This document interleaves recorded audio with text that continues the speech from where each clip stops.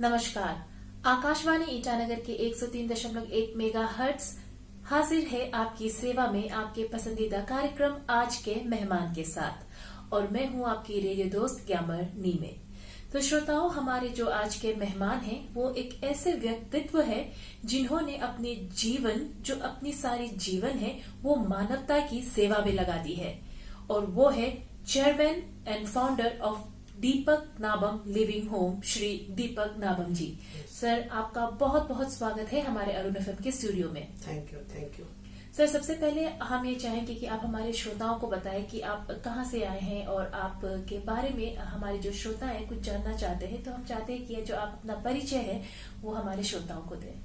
जी, मैं ऐसे निसी ट्राइब से बिलोंग करते हैं और अपना बस्ती तो लेपोरियांग में है, पापुम पारे डिस्ट्रिक्ट के अंदर में पड़ते हैं।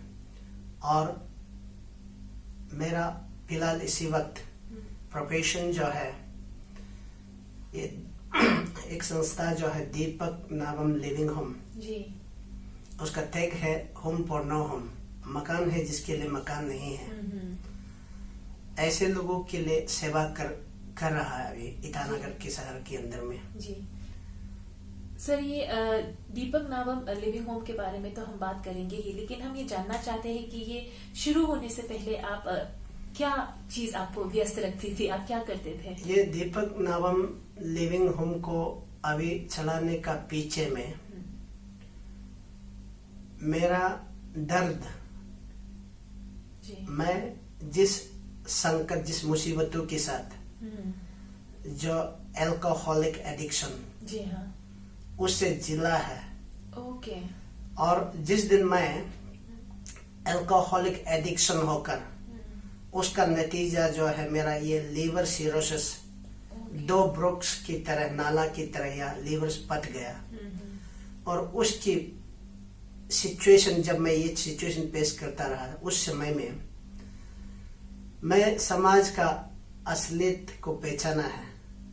मेरे आस पड़ोस लोग, मेरे अपने रिश्तेदार लोग, कि मुझे दीपक नाबम मेरा अपना भाई है, अपने रिश्तेदार है, स्वीकार करने के लिए, अपना कहने के लिए 100 बार सोचना पड़ता था, क्योंकि मैं ऐसा रिजेक्शन पर गया, रिजेक्शन। जी हाँ। और जिस दिन ऐसा रिजेक्शन, जब समाज से मैं अलग हो गया, और उस समय में मैं दर्द, जो तकलीफ जिला है, वो मुझे चैलेंजेस में फिर लाया, क्योंकि मैं शून्य से शुरू हुआ ये चीज जो है। जी। और मैं उस संकट के दौर जब गुजर रहा था, तब मैं अपने तकलीफ को, मैंने दया लगा, अपने तकलीफ को मैंने मतलब प्यार करने लगा अपने ऊपर में, क्योंकि दूसरा मुझे छोड़ दिया, इंसान ने, समाज ने मुझे छोड़ दिया, क्योंकि ये ड्रंकर है, ये एडिक्शन है,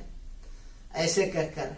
और किसी से हेल्प मांगने को जाएंगे भी तो उसका अपीयरेंस, उसका मूड, उसका जो मदद मतलब देना नहीं चाहता, उसका बॉडी लैंग्वेज से हम पता चलता है ये आदमी मुझे इनकार कर रहा है, मुझे मदद करना नहीं चाहता, और कितना दुख होता है।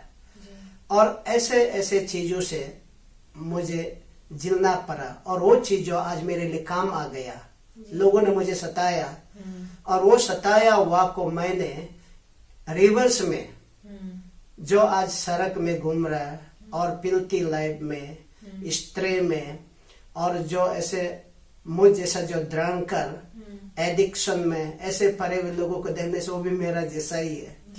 तो उन लोगों के दर्द को मैं पहचानता हूँ, इसलिए मैं ये सेवा को 2005 से शुरू किया, आरंभ किया है। आई थिंक क्योंकि आप ये दर्द से गुजर चुके थे, इसलिए शायद आप इन लोगों के दर्द को समझते हैं। जी जी जी, बिल्कुल बिल्कुल। सर, अभी मेरा जो अगला सवाल है ये मैं आपसे इसीलिए जानना चाहूंगी कि हमारे जो लिस्टनर्स हैं इसमें से बहुत सारे ऐसे हैं जो यंगस्टर्स हैं, और आई थिंक हमारे अरुणाचल में भी अल्कोहलिज्म, जो आपने भी कहा, एक बहुत बड़ी समस्या बनकर निकल कर आई है। तो क्या आप हमसे ये शेयर करना चाहेंगे कि आप अल्कोहलिक कैसे बने, सो दैट जो हमारी युवाएं ये कहानी को सुने और इससे कुछ सीख ले? आप जो ये अल्कोहलिज्म की दुनिया है, इस पे आप कैसे घुसे? ये अल्कोहलिज्म जो है, शुरुआत में मेरी जिंदगी, अच्छा खासा जिंदगी, स्टूडेंट लाइफ में भी मैं क्लास 2 से हाफ पैंट पहनना शुरू किया। और क्लास 2 से लेकर क्लास 4, 5, 6, 7 में टीचर के साथ बैठकर एक नौकर का रूप में काम करते आया। और मुझे वो टीचर के साथ मैंने वासन बर्तन धुलाकर, मैंने झाड़ू मारकर उन लोगों का कपड़ा धुला देना। अभी का मुताबिक होने से, ये कानून का मुताबिक होने से चाइल्ड लेबर है। जी हाँ।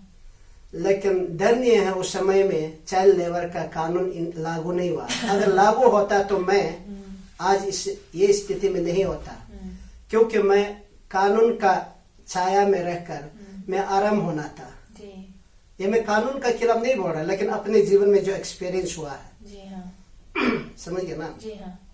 तो मैं वो डिसिप्लिन उसके साथ अच्छा खासा जिंदगी बिताना शुरू किया। लेकिन जब क्लास 11, 12 होने लगा और यहाँ कॉलेज पहुंचा, तब फ्रेंड सर्कल से मुझे बिगाड़ने लगा। जी हाँ। फ्रेंड सर्कल से, क्योंकि मेरे डिसिप्लिन को पूरा वो सब पूरा फ्रेंड सर्कल के द्वारा, फ्रेंड्स लोगों का जो गलत दोस्त लोगों का उस इन्फ्लुएंस के कारण मेरा जो अच्छा खासा जो जीना रास्ता में चल रहा था उसको हाईजैक करके उधर से मैं भटक गया। तो उस भटक कर अंजाम ये हो गया, जब मैं अस्पताल में आखिर में पहुंच गया तब मेरा दोस्त कोई नहीं है। मेरा अच्छा समय में जो साथ देने वाला लोग सबका सब कहीं अता पता नहीं, ऐसा ही हो गया। तब से मैं आखिर में मैं अकेला पड़ गया। और तब आपको थोड़ा आगे में मैं बता चुका, अपने रिश्तेदार, अपने जो रिलेशन, कोई ऐसा अपने यस बिल्कुल ऐसा ही हो गया। इसीलिए श्रोताओं, अगर कोई बहुत यंग लिसनर्स है जो इस कार्यक्रम को सुन रहे हैं, तो मैं भी आपसे यही कहना चाहूंगी कि पीयर प्रेशर पे आके कभी कोई गलत काम ना करे। और संगत का असर ये हमेशा देखिए कि आपकी संगति कैसी है, आप अच्छे लोगों के साथ रहे और बुरे लोगों से दूर रहे। तो सर, मैं आपसे ये जानना चाहूंगी कि आपने दीपक नाबम लिविंग होम 2005 में शुरू किया, जैसे कि आपने बताया, तो इसके बारे में हमारे श्रोताओं को कुछ और बताएं कि आपने किस इंटेंशन से शुरू की इसे। ये दीपक नाबम लिविंग होम, ये संस्था को मेरा कोई इंटेंशन नहीं था चलाने के लिए। मेरा भविष्य में कोई प्लान, कोई योजना, लोग पूछते अब बड़ा होने से क्या बनोगे, डॉक्टर बनेगा या इंजीनियर बनेगा, क्या पॉलिटिशियन बनेगा, हर कोई पूछता। और कोई बच्चा बोलता मैं ये करूंगा वो करूंगा, लेकिन मेरा ऐसा कुछ नहीं था। लेकिन मेरा क्वालिफिकेशन ये है, जो जिस दर्द के साथ मैंने जिला है आफ्टर ड्रंकर्ड एडिक्शन, जिस तकलीफ के साथ समाज से जो रिजेक्शन मिला है, वो मेरा क्वालिफिकेशन है। जी हाँ। और वो दर्द के कारण मुझे टर्न अप हुआ, उसके कारण मुझे अच्छा जिंदगी अब मिला है। जी हाँ। कि वो दर्द, जिस दर्द का मैदान में जो रहते हैं, उस दर्द का कदम रखता है, उसका दर्द का परिभाषा वही बता पाएगा। इसलिए कि मैं उससे निकला हुआ आदमी, और मैं बिना ये जो प्लानिंग, कोई योजना में ये करूंगा वो करूंगा नहीं है, लेकिन अनकंडीशनली अपना मन में जो अपने ऊपर में दर्द है, उस दर्द को अब जो यंग मेरा जो पीछे में लोग है, और कुछ लोग जो ऐसा अल्कोहलिक या ऐसे सरा हुआ स्ट्रे में, पिलती लाइफ में, गया गुजरा हुआ में, तखा हुआ में, हरा हुआ में, उन लोगों का बीच में मैं सहानुभूति, अपना दर्द, प्यार बांटने लगा। क्योंकि मेरे मन से अपने बारे में महसूस करके, अपने बारे में एहसास करके, वो भी मेरा जैसा हो रहा है। जी हाँ। तो ऐसे मैं उन लोगों के साथ प्यार बांटना शुरू किया, और संगति उन लोगों के साथ में समय बिताते आया है, उन लोगों के साथ में दोस्त करते आया है, और करके करके करके के लास्ट में फॉर्म में आ गया। और मुझे भी पता नहीं ये फॉर्म में आ रहा है कि नहीं, ये आ रहा है कि पता नहीं, लेकिन मेरा जो संगति जो है, लोगों का प्रति प्यार बांटा है, वो बेकार में नहीं गया, व्यर्थ में नहीं गया। तो 2005 में फॉर्म में आने लगा, और 2005 से करके फॉर्म में आके अभी करते करते करते जैसे जैसे बढ़ते गया, और मैं एक इंस्टीट्यूशनलाइज ऐसा रिटन रिकॉर्ड में ये करूंगा वो करूंगा, कुछ फिक्सेशन करके नहीं किया। मात्र मेरा मन में जो प्यार है, जी हाँ। जितना हो सकता अपने प्यार को दूसरों के साथ शेयरिंग करते गया, अपने को बेफिकार करके। और मैं अपने बारे में जो दर्द को झेला है उसका बात मैंने बेशरम के साथ दूसरों का प्रति आगे, फर्स्ट दूसरों के लिए, लास्ट में अपने लिए, वो सोच लेकर मैंने सेवा किया और अभी भी कर रहा हूँ। और ऐसे करके करके 2011 को मैं ये ज्यादा संख्या ज्यादा हो गया, मेरा भी रेस्पॉन्सिबिलिटी ज्यादा हो गया, भीड़ भाड़ हो गया। तब मैं हमारे जो देन ये फॉर्मर ये जो चीफ मिनिस्टर लेट जार्बुम गामलिन, उनको मैं हमारे वहां पे बुलाया गया और उन्होंने ऑफिशियली एक फाउंडेशन स्टोन ले आउट कर दिया। नहीं, ये तो अच्छा काम कर रहा है, ये जारी रहना चाहिए बोल के एक डेस्टिट्यूट सेंटर का रूप में फाउंडेशन स्टोन ले आउट कर दिया जब वो चीफ मिनिस्टर था। और वो अभी तक फाउंडेशन स्टोन है। और मैं उससे अपने मनोबल और बढ़ने लगा, दूसरों का प्रति सेवा करने का मनोबल। तो ऐसे करते और उधर से करते आया है और अभी तक करते करते कितना बढ़ रहा है मुझे भी मालूम नहीं। लेकिन बीच में ये लॉकडाउन का पीरियड में यहाँ एक लोकल चैनल है कैपिटल न्यूज, उन लोग ये बीच में जब लॉकडाउन का पीरियड में स्टेट गवर्नमेंट जो हम लोगों को पैनिक करके रख दिया, तो ना हम बाहर जा पाते ना बाहर के लोग वहां आ पाता है। तब बीच में एक बार कैपिटल न्यूज आकर वहां पे इंटरव्यू लिया और वो इंटरव्यू में वहां पे खान पान का बारे में मैंने पूरा स्टेटमेंट को बता चुका। तब उस प्रॉब्लम को कवरेज करके दिखा दिया और उधर से पब्लिक लोगों ने जाना ये दीपक नावम एक लिविंग होम संस्था चला रहा है। तब मैंने ये सोशल मीडिया से देखकर आदमी लोग इतना कमेंट करा, इतना ये इंकरेजमेंट करा, तब मैं अरे समाज में बहुत अच्छा खासा आदमी लोग भी है। तो मैं तो वो जमाना को याद आता रहा कि जिस दिन मैंने अल्कोहलिक एडिक्शन होकर सरा हुआ समय में मुझे कोई नहीं देखता था, अरे आदमी प्यार वाला समाज अच्छा है, तो वो सोच आ गया। और जब लोग इतना मतलब सपोर्टिंग ऐसे इंस्पिरेशन जब देने लगा, तो तब मैं एक अपने आप को गर्व महसूस किया, समाज में अच्छा आदमी लोग है, सपोर्ट करने वाला लोग है। तो और समाज इतना जब इंस्पिरेशन लोग सपोर्टिंग दे रहे, तब मुझे पता चल गया अरे मैं इतना बड़ा काम किया है क्या, सपना जैसा लगा। लेकिन हमारे लिए ये तो नया बात नहीं है, दुनिया के लिए नया है। जिस दिन टीवी ये जो पता चला उन लोग के लिए नया है, लेकिन हम तो हमारे नया नहीं, क्योंकि हमारा हैबिचुअल है। 2005 से करके अभी तक 15 लॉन्ग इयर्स करके आना एक हमारे एक आदत जैसा हो गया है।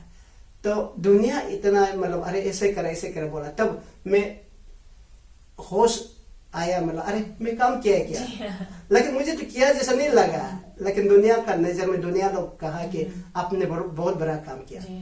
मेरे लिए तो बड़ा नहीं है, मैं तो क्योंकि मेरा काम है, मेरा करते आया है, कोई डिफरेंस महसूस नहीं किया, ऐसे ही करके कर रहा है। तो फिर सर ये 2011 से पहले जब आपको पॉपुलैरिटी मिलने से पहले जब आपने 2005 से शुरू करा ये दीपक नावम लिविंग होम, तब फाइनेंशियली आप इसे सपोर्ट कैसे करते थे? आपने कहा कि संख्या बढ़ती जा रही है और आई थिंक ऐसे वहां पे लोग थे जिन्हें स्पेशल केयर की जरूरत है, तो फाइनेंशियली आपने कैसे सपोर्ट किया अपने इंस्टीट्यूशन को? सुनिए, ये सब हर आदमी का सवाल मुझे उसी बारे में पूछता है।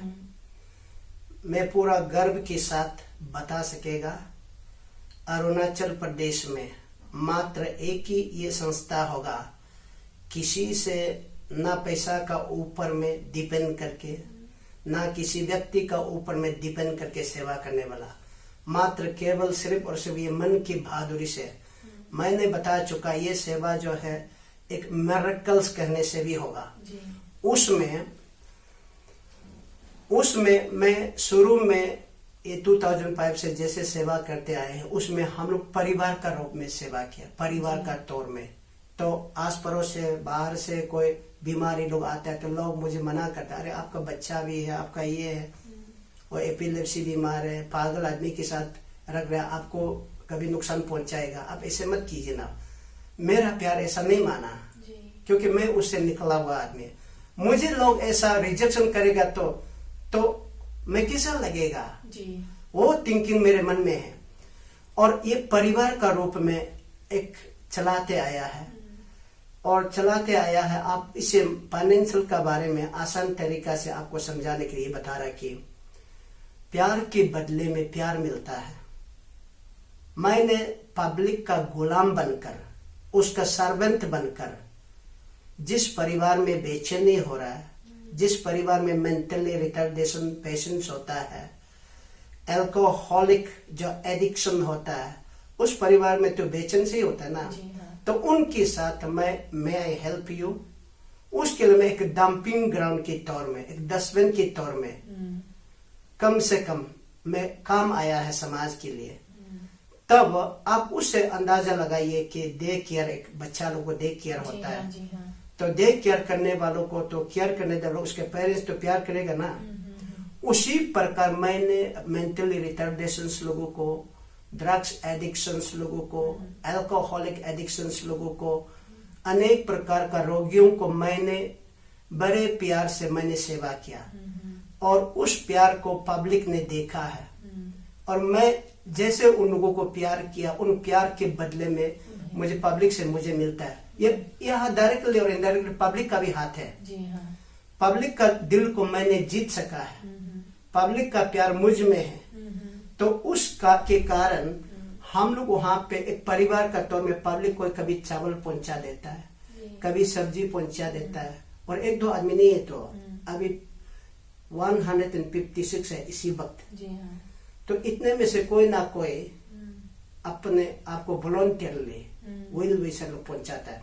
तो उसको हम लोग रख के एक ही स्टोर है, जो उन लोग सब्जी खाता है वही हम खाता है, जो चावल वही खाता है वही हम खाता है। एक ही चीज को हम लोग वहाँ एक ही परिवार का रूप में थे। इसलिए ये चीज जो हम लोग बड़े प्यार से है, यस एक संस्था का रूप में, वो लोग बीमारी लोग अलग, हम अलग, ऐसा नहीं है। ऐसा होने से सक्सेस भी सेवा सक्सेस नहीं होगा।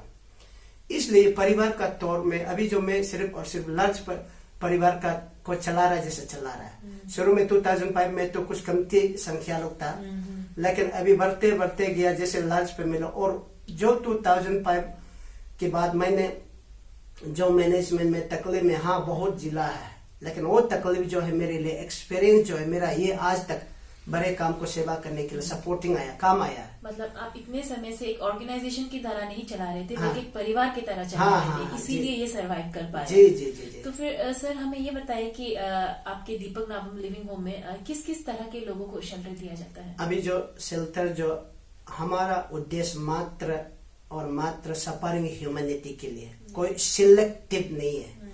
ये ड्रग्स एडिक्शन को चलाएगा, दूसरा को नहीं चला, मेरा ऐसा नहीं है। या मेंटल रिटार्डेशन को चलाएगा, दूसरा को नहीं चला, मेरा ऐसा नहीं है। मेरा कोई सिलेक्टिव नहीं है, मात्र केवल समाज में एक सफरिंग ह्यूमैनिटी के लिए सेवा करते हैं। और उसमें प्राइमरीली अभी जो मेंटली रिटार्डेशन, मेंटली डिसेबिलिटीज, अभी लगभग इसी वक्त ऑन रिकॉर्ड 91 है, ओनली मेंटल रिटार्डेशन 91 है। और उसके बाद ड्रग्स एडिक्शन, अभी ड्रग्स एडिक्शन 25 है, 25 है, इंक्लूडिंग एल्कोहलिक और जो साइकोट्रोपिक सब्सटेंस, ये सब लेकर। और उसके बाद ओल्ड एज, और उसके बाद फिजिकल चैलेंजेस, फिजिकल डिसेबिलिटीज में भी मेंटल डिसेबिलिटीज होता है, फिजिकल डिसेबिलिटीज होता है। हमारे वहां पे ज्यादातर मेंटल डिसेबिलिटीज ज्यादा है। तो ऐसे करके अभी 156 है, ऐसे ही अभी चला रहा है। तो फिर सर इन लोगों को किस तरह का ट्रीटमेंट दिया जाता है यहाँ आपके दीपक नाभम लिविंग होम में? ट्रीटमेंट और किस तरह का जो केयर है, वो केयर कैसे प्रोवाइड किया जाता है? ये केयर जो है अभी हमारे वहां पे, अभी जो केयरिंग जो है, अभी जो स्टाफ बनकर बैठ रहा, अभी तो कोई नया बाहर से मैं हायर नहीं किया। जो आगे में ड्रग्स से, मेंटली से, ऐसे अनेक प्रकार का समस्या बीमार के साथ जिला हुआ लोग, जो लोग उस बीमार से आजादी होकर, जो चंगा पाकर और जो अच्छा होने ओवरकमर्स लोग, वो लोग अभी जो रिकवर हो गया, वही लोग अभी जो वहां पे कोई बाहर जाने का और चारा नहीं है, फुल टाइम डेडिकेट करके वहां पे स्टाफ का रूप में सेवा कर रहा है। और वो लोग जो सेवा कर रहा है, जो मैनेजमेंट, हम जैसे उन लोगों को काउंसलिंग दिया जाता है, क्योंकि जो ऐसे आदमी लोग थका हुआ हारा हुआ आदमी समाज के साथ कॉम्पीट नहीं कर सकता, वो लोग नीचे उन लोग का मन में और आगे बढ़ने का कोई चारा नहीं होता है, विकल्प नहीं था। उन लोगों का विश्वास का मनोबल को हम उसका आशा का मनोबल को इनकरेज करता है, सपोर्टिंग। इसलिए साइकेट्रिस्ट डॉक्टर लोग भी बोलता है, यहाँ हमारा वहां पे जो आने वाला हमें सजेशन करता है, हाँ दवा अकेला से नहीं होगा, हर किसी को अगर आगे बढ़ना हो तो उसका विश्वास का मनोबल, उसका power of understanding, will power को जागरण लाना जरूरत है। इसलिए काउंसलिंग जो है बहुत बेहद जरूरी है।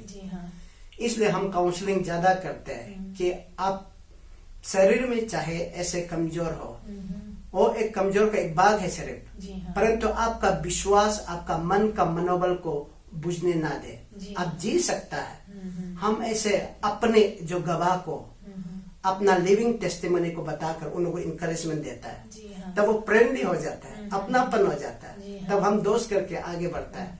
ये एक सीक्रेट है, ये फर्स्ट पॉइंट है। और जो फिजिकल, जो टेक्निकल सपोर्टिंग जो है, अभी हमारा वहाँ जो ये जो साइकियाट्रिस्ट जो प्रोफेशनल एक्सपर्ट्स लोगों से मैं सपोर्टिंग लेता है, हमारे वहाँ पे डायमो मेंटल हॉस्पिटल में उमेदपुर से डॉक्टर, यहाँ ट्रिम्स से तमिल के नासर है, डॉक्टर हानिया पैसा लोग है, टाइमली हम वहाँ से सपोर्टिंग लेता है। फिजिकली जो नीड है, किसी को दवा खिलाना है, किसी को डिटॉक्स करना है, ऐसे लोगों को वहाँ से सपोर्ट नहीं, लेकिन काउंसलिंग पार्ट को हम करते हैं। ओके, ठीक है सर। तो इसके अलावा क्या रेगुलरली आपको वॉलंटियर्स की जरूरत होती है?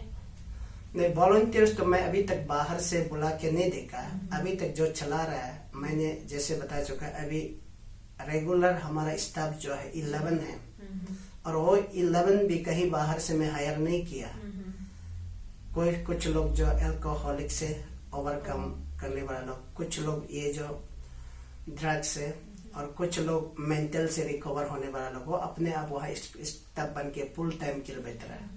आई थिंक तो फिर ये मैं श्रोताओं से कहना गलत नहीं होगा कि अगर आप में से कोई इंटरेस्टेड है तो आप दीपक नामम लिविंग होम में जाके वॉलंटियर कर सकते हैं। बिल्कुल बिल्कुल, क्योंकि हर तरह की मदद काफी मददगार रहेगी आपके लिए। छोटी से छोटी चीज के लिए अगर आपको किसी चीज की नॉलेज है, आपको लगता है कि आप ये सिखा पाएंगे उनको, तो प्लीज आके दीपक नामम लिविंग होम में वॉलंटियर करें। कर सकते हैं। ठीक है सर। तो काउंसलिंग के अलावा और किस किस तरह की एक्टिविटीज कराई जाती है? ये डे का एक जो रूटीन को मैं आपको बता देता हूँ। दिन को सुबह 5 बजे से लेकर 7 बजे तक हम काउंसलिंग के साथ मनोरंजन, रिक्रिएशन, थोड़ा एक्सरसाइज वगैरह सुबह को ऐसे कराता 7 बजे तक। उसके बाद फिर झाड़ू मारवाते सबको, झाड़ू मारने देता है पूरा, नो एक्सक्यूज सबको, मतलब जो मेंटली ये है वो है नहीं, थोड़ा थोड़ा कराने की आदत, एक हैबिट रखता है, मेंटेन करवाता है। और उसके बाद झाड़ू मारने के बाद प्रेस अप करके उसके बाद चाय पिलाता है, और उसके बाद फिर 9 बजे होते होते तब खाना खिलाता है। खाना खिलाने के बाद फिर दिन को कपड़ा उपड़ा धुलाना, क्या क्या किसी को नहलाना, वो हमारे स्टाफ लोग फिर करना शुरू करते हैं। तो आपस में जो सकता उन लोग को नहलाना हम लोग सुपरवाइज करवाते, ये करो वो करो, एक दूसरे को मदद यस ऐसे करवाता। और ऐसे करवा के फिर 12 बजे में फिर चाय पिलाने के बाद फिर उसके बाद फिर शाम होते होते थोड़ा वॉलीबॉल वगैरह खिलाता है थोड़ा। और जो लोग जिस एरिया में सकता है उसी को रिक्रिएशन आइटम में, कोई लोग को डांस करने देता है, कोई लोग गाना सिखाता है, ये करता है। और ऐसे करके फिर शाम 5 बजे को उसमें फिर काउंसलिंग सेशन, और उसके बाद गाना वाना गाता है, ये सब करवाता है। ऐसे करके दिन गुजर जाता है जी। ऐसा। अच्छा सर, तो फिर वहाँ पे शायद कुछ ऐसे लोग भी होंगे, छोटे बच्चे जो स्कूल गोइंग एज के भी होंगे, तो क्या उनको एजुकेशन प्रोवाइड किया जाता है? नहीं, छोटे बच्चे का जो स्कूल गोइंग एज का लोग काफी लोग हैं, और उन लोगों को हम जैसे बताया है वहाँ पे मेंटली ज्यादा लोग हैं, और मेंटल केसेस को स्कूल एज तो है, स्कूल जाने का लायक है, जा सकता है, लेकिन जो मेंटली डिसऑर्डर है, रिटार्डेशन, उसको तो ऐसे नहीं कर पाता है। वो ज्यादा समस्या होता है। आई थिंक इन सभी चीजों के लिए शायद हमें वॉलंटियर की जरूरत होगी। तो श्रोताओं, अगर आप में से किसी को लगता है कि इस तरह के स्पेशल चिल्ड्रन को अगर आप पढ़ा सकेंगे तो please come and volunteer in Deepak नावम लिविंग होम और इन बच्चों को एजुकेशन प्रोवाइड करें। ठीक है सर, हमारे जो श्रोता है इनके साथ क्या आप कोई सक्सेस स्टोरी शेयर करना चाहेंगे? सक्सेस स्टोरी को बोलेंगे तो मेरा लॉन्ग लिस्ट है, और उसमें से एक मैं बताना चाहिए। हमारा वहाँ पे एक अभी जो फिलहाल गेट कीपर है जी, उसका नाम सानू लमा है। उसका अभी कोई नहीं है, मतलब मम्मी पापा कोई नहीं है। उसको 2008 में उसको लाया गया था, पूरा नेकेड, पूरा नंगाई, या सड़क में घूमता था। तो उसको लाया गया था। उसके बाद वो लाने के लिए उसको हम लोग 2 साल जैसा पूरा हाथ पैर को पूरा लॉकअप करके रखा हुआ था। क्योंकि वो वायलेंस है, एग्रेसिव है, और दूसरों को भी नुकसान पहुंचाने की कोशिश करता है, अपनों को भी पहुंच जाता है। तो उसको हम 2 साल ऐसे रखा, और उसके बाद हम जैसे सेवा किया, फुटबॉल खिलवाता है, ये करवाता, वो करवाता, करके करके करके करके अभी बिल्कुल पूरा नॉर्मल हो गया। और वो अभी स्टब बन के बैठा हुआ है। ऐसे कैसे लोग सब था। और सक्सेस स्टोरी तो बहुत है, अभी यहाँ तो इतना समय में बता नहीं पाएगा। लेकिन ये जानकर हमें बहुत खुशी हुई कि इतने सारे लोगों को आपने सेवा दिया, इतने सारे लोगों की अपनी जिंदगी बदल दी। तो वैसे तो हम आपकी सारी कहानियां सुनना चाहते हैं, लेकिन अभी वक्त कम है। तो जाने से पहले हम चाहेंगे कि आप हमारे श्रोताओं को कुछ संदेश दें। जी, मैं यही कहूंगा कि अभी यहाँ दीपक नावम लिविंग होम, उसका टैग है, स्लोगन है, होम फॉर नो होम। ये क्यों रखा गया है? क्योंकि मुझे पता है अभी ओल्ड एज भी, आगे में हमारा समाज में भी जॉइंट फैमिली सिस्टम था, लेकिन आजकल जैसे जैसे सिविलाइजेशन बढ़ते गया है, ऐसा सिस्टम नहीं है। इसलिए जो बच्चे लोग पढ़ाई में या नौकरी में बाहर चले जाते तो घर में मम्मी पापा को देने वाला, और ऐसे करते करते बहुत लोगों का अबंडेंट केसेस है हमारे वहाँ पे, और बहुत लोगों को उसमें मल्टीपल केसेस है, ओल्ड एज और ड्रग्स से, अल्कोहलिक से, और ये मेंटली जो रिटार्डेशन होकर अबंडन हो जाता है, जिसको रखने को जगह नहीं है। तो उन लोगों को अब जो गवर्नमेंट की ओर से भी और कोई भी संस्था हो समाज सेवा करते हैं, वे लोग इस एरिया में ध्यान देकर और उसके लिए जागरण देकर, प्रायोरिटी ऑटमोस्ट इम्पोर्टेंट देकर, एक ह्यूमन वैल्यू को हम मिलकर हाथ पकड़ कर चलने से बहुत बड़ा अच्छा रहेगा। और उसके लिए गवर्नमेंट भी कोई कदम उठाने से अच्छा है, और हर कोई जो समाज के लिए सेवा करना चाहेगा उस एरिया में ध्यान देकर थोड़ा अवेयरनेस लोगों पर जागरण लाने से बहुत बड़ा अच्छा है। और मैं जो अपने तरफ से कर रहा है और उसी को दिखा भी रहा है अभी। ठीक है, आपका बहुत बहुत शुक्रिया सर, जो आप हमारे स्टूडियो में आए और हमसे इतनी अच्छी अच्छी बातें करी। हम आपको शुक्रिया कहना चाहेंगे कि आप मानवता के लिए इतना अच्छा काम कर रहे हैं, हमारे अरुणाचल के लिए, ह्यूमैनिटी के लिए इतना अच्छा काम कर रहे हैं। और श्रोताओं, मैं भी आपसे कहना चाहूंगी कि दीपक नावम लिविंग होम को आगे आइए और इन्हें डोनेशन दे, और हो सके तो आप वॉलंटियर भी करें। So thank you so much sir. Thank you so much. तो इसी के साथ हमारा आज का मेहमान यहीं पे समाप्त होता है। हम हाजिर होंगे अगले हफ्ते एक और नए मेहमान के साथ। तब तक के लिए मुझे, यानी कि आपके रेडियो दोस्त ग्यामरनी में और इस कार्यक्रम के प्रस्तुतकर्ता JB नावम को दीजिए इजाजत। नमस्कार, शुभ रात्रि।